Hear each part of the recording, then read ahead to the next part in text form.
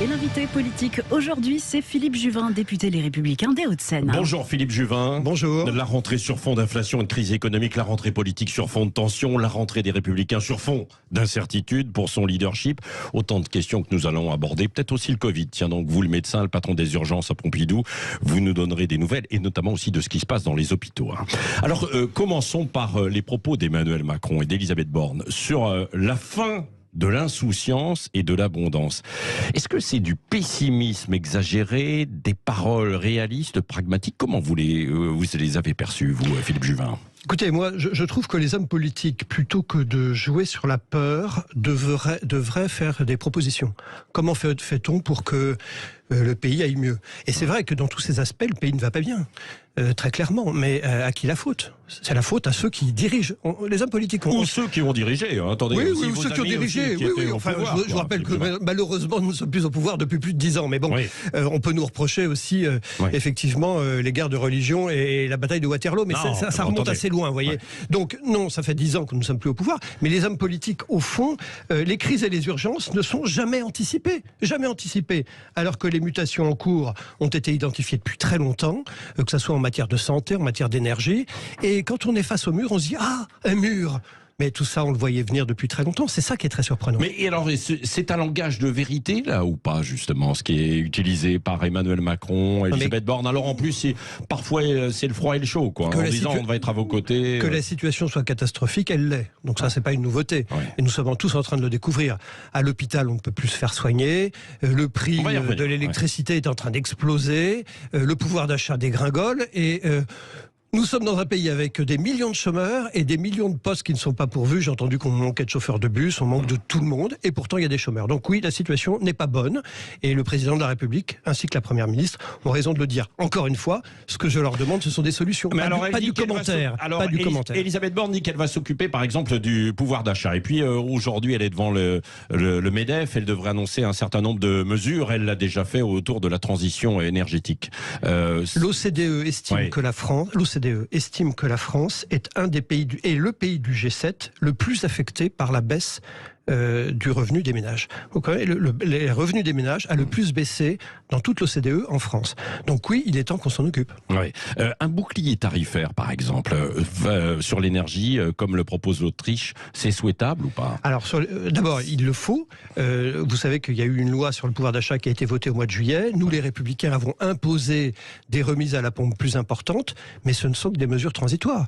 Toutes les mesures qui sont annoncées actuellement, d'abord, il faudra un jour les payer, parce que tout ça... moi, je ne crois pas à la magie. L'argent que vous ne dépensez pas là, vous devrez le dépenser demain. Et surtout, les mesures s'arrêtent le 31 décembre. La question de l'énergie, elle est frappante. Parce que, premièrement, il fallait l'anticiper depuis des années. Depuis des années, on n'ouvre plus de centrales nucléaires. Et on se dit, on n'a plus de centrales nucléaires. Mais on ne l'a pas vu venir aujourd'hui. Ça fait 15 ans qu'on le voit venir. On a arrêté le programme Astrid, qui était un programme qui visait à réutiliser le combustible nucléaire Donc il y a, si je vous écoute bien... il y a une impréparation générale. Mais il y a des politiques irresponsables, là. On peut le dire. C'est vous qui l'avez dit. C'est vous qui l'avez dit. Non, c'est vous qui le dites avec du factuel. Je le dis aussi, bien entendu. C'est dramatique quand même, quoi. Mais c'est dramatique. Nous avons une classe politique qui n'est pas au niveau. Concernant l'énergie, il faut avoir une vision globale. Moi, je suis frappé du fait qu'il n'y a pas de grand marché européen de l'énergie. Et je souhaite, par exemple, qu'on crée une centrale d'achat européenne du gaz. Vous savez qu'aujourd'hui, les gens ne le savent peut-être pas, mais le gaz, on l'achète, par exemple, aux Russes, d'une manière divisée. C'est-à-dire que chaque État, chaque société va négocier avec les Russes le prix du gaz. Mais c'est pas comme ça qu'on fait. Il faut une centrale d'achat. J'étais en Corse il y a quelques jours, dans mon village. En Corse, nous avons dans la montagne l'avantage de nombreux cours d'eau. Eh bien, tous les maires m'expliquent qu'ils auraient la possibilité d'équiper leurs petits cours d'eau, des rivières, des ruisseaux. Qui sont à sec. Pardon, excusez-moi, dans la montagne, ça coule encore. Mais vous avez raison, il y a un sujet. Mais on pourrait équiper de mini-centrales électriques pour délivrer de l'électricité dans leurs différents villages. Et j'ai un maire qui me dit, moi, ça fait 12 ans que je suis en négociation et l'État me met des bâtons dans les roues pour m'empêcher d'installer ma petite centrale. Donc, à la fois un grand marché de l'énergie européenne et de l'autre, l'autre, permettre à des opportunités, à des initiatives locales d'agir. Et on voit bien que dans tous les pans de la société, les Français sont gênés par un État omnipotent qui ne cesse avec des normes de les empêcher de travailler. Oui. Redonnons de la liberté aux gens. Vous avez parlé du gaz. Il y a le gaz algérien. Emmanuel Macron a bien fait de se rendre en Algérie pour ça, notamment.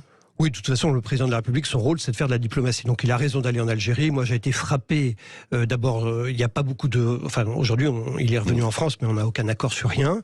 Mais il a eu raison d'y aller. J'ai été frappé par l'état de tension, et on a vu quelques manifestations haineuses vis-à-vis de la France. Je suis frappé de ce pays, l'Algérie, qui n'est pas arrivé à passer à autre chose et qui continue à montrer du doigt la France, tout en d'ailleurs exigeant d'elle 1000 choses. Peut-être qu'on n'a pas été suffisamment clair, nous aussi, la France, face aux Algériens. Je trouve qu'on a été très clair et très généreux. Depuis 1968, nous avons une politique de visa extrêmement généreuse vis-à-vis des Algériens et on nous crache à la figure. Donc pourquoi la France entretient-elle des relations aussi particulières avec l'Algérie? Pourquoi finalement l'Algérie n'a-t-elle pas des relations avec la France qui sont normalisées? Je crois qu'il faut qu'on arrête cette situation de crise permanente entre la France et l'Algérie. Normalisons les réactions et puis faisons en sorte que si les Algériens détestent autant la France, eh bien c'est pas la peine qu'ils aient autant de visas. Ouais, ah bon, c'est. Donc si, vous n'allez pas calmer les choses en disant cela. Mais c'est pas. Mais comment ça? On nous crache à la figure. On nous dit 1000 choses désagréables et en plus on exige de nous que nous puissions être très libéraux sur, par exemple, les politiques de visa. Moi, je crois que les choses sont simples. On s'entend bien avec la France, eh bien on a des avantages donnés par la France. On s'entend mal, eh bien on n'a pas d'avantages. Voilà. Un mot encore sur l'économie. Il y a eu une taxe sur les super profits des entreprises, notamment du secteur énergétique, qui a été envisagée. Vous y êtes favorable ou pas? Non, je ne suis pas favorable parce que qu'est-ce que ça signifie? Ça signifierait que quand les entreprises n'ont pas de profit, on diminue donc la taxation, on la fait varier. C'est une usine à gaz. Il faut arrêter les usines à gaz, il faut baisser la taxation en général. Vous savez que la TICPE, qui est la taxe que l'État prélève sur le prix à la pompe, à l'essence, la TICPE, pour faire vite, elle a rapporté 11 milliards d'euros en 2019 à l'État et en 2021 18 milliards. 11 milliards, 18 milliards. C'est-à-dire que d'une certaine manière l'État se fait de l'argent sur le dos des Français quand le carburant augmente. Et bien tout ça est absolument scandaleux. Donc baissons les taxes sur les carburants et là vous verrez, il y aura de l'oxygène de redonner aux ménages. 60% du prix à la pompe, ce sont les taxes que nous payons à l'État. Donc il faut que l'État puisse baisser les taxes pour, s'il veut vraiment faire baisser le prix à la pompe. Philippe Juvin, vous êtes député LR, mais vous êtes aussi médecin, patron des urgences à Pompidou. Quelle est la situation dans les hôpitaux? Mais la situation dans les hôpitaux... Parce qu'on nous avait promis un été terrible dans les hôpitaux. Mais est-ce que ça a été le cas ou pas? Bien entendu. Oui. Le vrai sujet, c'est que vous ne trouvez terrible que ce que vous voyez à la télévision, ce que vous entendez à la radio. Mais la réalité de terrain, elle est catastrophique.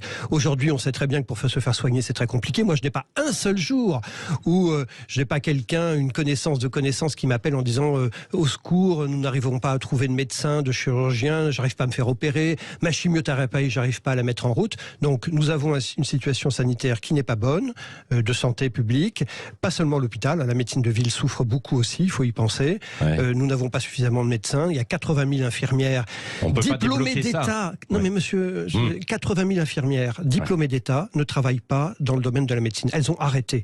Pourquoi? Il faut se poser la question de savoir pourquoi il y a une fuite des professionnels de santé, du monde de la santé. D'abord, ils sont mal payés, ils sont mal considérés. Les conditions de travail sont très mauvaises. Il faut comprendre tout cela. Si vous ne le comprenez pas, eh bien on va continuer à avoir une grande démission générale des Français à l'hôpital, dans la santé, et vous n'arriverez pas à vous faire soigner, ce qui est déjà le cas d'une certaine manière. Vous faites confiance à François Braun, le ministre de la Santé? Je le connais personnellement, c'est un collègue, nous sommes tous les deux urgentistes. J'attends de voir, vous savez, il vient d'arriver, il découvre le truc. Non mais est-ce qu'il a des bonnes solutions qu'il peut mettre sur la table? Parce qu'il n'y a pas de... Vous l'avez dit, il n'y a pas de solution magique tout à l'heure. Il n'y a pas de solution magique, mais il y a des solutions qu'on peut mettre en œuvre. Je suis allé voir les ministres au mois de juillet, je leur ai mis sur la table un certain nombre de propositions.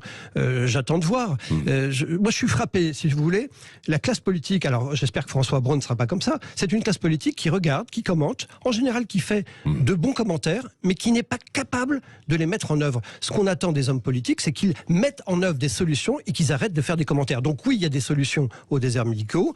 Oui, j'ai fait des propositions. Ces propositions, elles sont très précises. Moi, j'attends des réponses précises. Dites-moi, la rentrée politique chez les LR, alors ça se fait un peu en ordre dispersé tout de même, quoi. Bon, non, ça s'appelle une élection. Oui. Non, mais attendez, le week-end prochain, c'est à Angers. Laurent Wauquiez a déjà il y a toujours eu fait un début de rentrée, etc. Non, mais il y a toujours eu ça. Il y a toujours eu plusieurs rentrées. Le point clé pour que les gens qui nous entendent comprennent quel est le sujet. Le sujet, c'est que nous devons élire notre président, comme dans toute partie. Ou présidente. Et nous, c'est une élection à laquelle participent tous les adhérents à jour de cotisation. Donc il va y avoir des candidats. Moi, il y a plusieurs candidats sur la liste. Il y en a beaucoup. Virginie Calmel. Oui, bien sûr. Il y a des gens de qualité. Il y a Eric Ciotti. Il y a Aurélien Pradier, le secrétaire général. Et vous, Philippe Juvin? Et il y aurait peut-être Bruno Retailleau, le patron des sénateurs républicains, qui serait probablement un bon choix parce qu'il y a quelque chose qui a probablement qui n'a pas été suffisamment commenté et observé.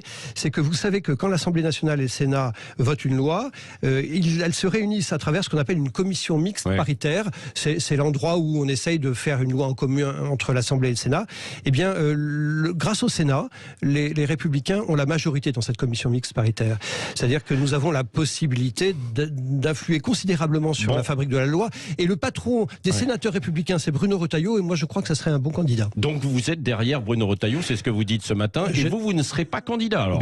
Dans la mesure où Bruno Retailleau serait un candidat, je le soutiendrais. S'il n'était pas candidat, eh bien, je me pose la question, c'est vrai, parce que je pense qu'il faut défendre une certaine idée de l'organisation de la société. Moi, je suis pour la liberté, je suis pour des services publics efficaces, et je suis pour faire en sorte que la France devienne indépendante. Moi, je traduis, vous êtes candidat en attendant de voir si Bruno Retailleau... Non, je soutiens Bruno Retailleau, et j'espère que Bruno Retailleau sera candidat. S'il ne l'est pas, eh bien, on se reverra. Vous me réinviterez, j'espère. Et Laurent Wauquiez. Eh bien, Laurent Wauquiez aurait été un très bon candidat, pour 1000 raisons. Il a décidé de ne pas l'être. Xavier Bertrand aurait aussi pu être un très bon candidat. Il a décidé de ne pas l'être. Moi, je regrette que les grandes têtes du parti n'acceptent pas d'être candidats. Je pense que c'est une erreur qu'ils font. Eh bien, j'en prends acte. Qu'est-ce que vous voulez que je vous dise? Vous avez vu, Gérard Larcher boycotte une réunion qui est prévue par le président de la République. Donc, est-ce qu'il faut être, comme le disait sur le budget, est-ce qu'il faut par exemple être dans l'opposition, ne pas voter, ou est-ce qu'il faut accompagner le gouvernement? Quelle est la position de la droite et des Républicains? Être dans l'opposition, ce que nous sommes, ce n'est pas ne pas voter. Nous avons voté les textes au mois de juillet. Pourquoi? Parce que nous sommes arrivés à améliorer les textes. Ce qu'on attend d'un député, c'est pas d'être pour ou contre a priori, c'est d'être vigilant à la lecture d'un certain nombre de textes de loi, de propositions ou de projets de loi, et de les améliorer. Nous sommes arrivés à les améliorer au mois de juillet, donc nous les avons votés. Et moi, en tant que député, je ferai toujours cela. Quand le texte pourra être amélioré, j'essaierai de l'améliorer, et si le gouvernement est ouvert et accepte d'améliorer son texte, je le voterai. Sinon, alors que Laurent Wauquiez a dit que lui, il ne faut pas le voter. Laurent Wauquiez, il dit ce qu'il veut. Vous avez devant vous Philippe Juvin. Moi, je suis député, je vous dis, je vote les textes de loi qui me paraissent bons, ou ceux que j'ai pu améliorer. Si c'est pas le cas, je vote contre. Bon, merci Philippe Juvin, qui était l'invité de Sud Radio ce matin et qui soutient donc officiellement Bruno Retailleau. Et si Bruno Retailleau n'est pas candidat pour la présidence du parti, eh bien, vous envisagez, pourquoi pas, d'être candidat vous-même. Merci. Allez, dans un instant, on poursuit avec la revue de presse, hashtag on en parle, et toute l'armada Sud Radio qui arrive. Valérie Expert, Jean-Jacques Bourdin, André Berkoff, évidemment, Cécile Le Minibus aussi, qui rejoint les vraies voix de Philippe David. Et puis, il y a évidemment tous les autres qui sont là aussi, Trina Magdine ou encore Brigitte Lahaye. On va en parler dans un instant, tous ensemble.